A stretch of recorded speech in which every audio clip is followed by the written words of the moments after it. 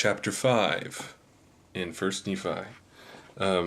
I think I'm going to title this chapter Preserve and Perish. Preserve, perish. Not and perish. He wouldn't preserve you and then cause you to perish. Chapter 5, Perish or Preserve.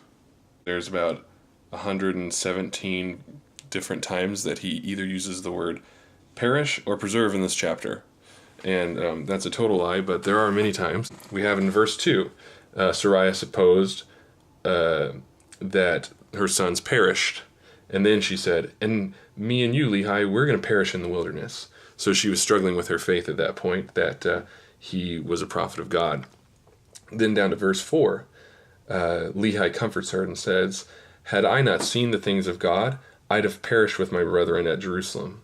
So there's perish again. So now we're at 3 times it says perish. Then it kind of skips a little bit of time, but there's a lot of synonyms of preserve in the next few verses. But the next time it actually uses the word preserve or perish is in verse 14, where Lehi discovers through the brass plates that he was a descendant of Joseph, who, he says, was preserved by the hand of the Lord, that he might preserve, again, his father Jacob and all his household from perishing with famine.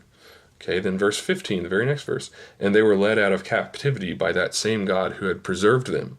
Verse 19, these plates of brass should never perish.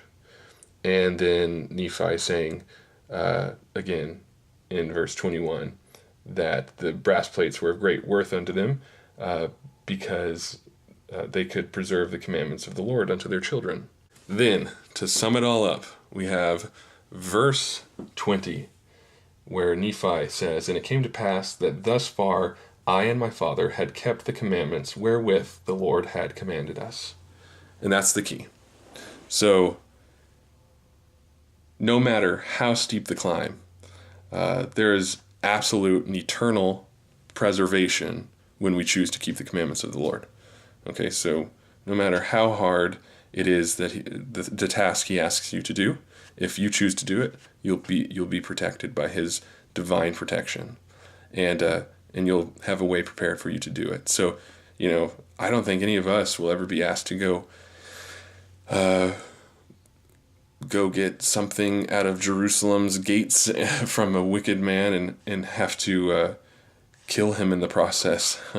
But even if the climb or the commandment is that steep, if we choose to do it, we will be preserved. And in their case, not only were they preserved, but because they obeyed, their generations after them, their descendants, were also preserved because they had the commandments of God. And that is what I learned.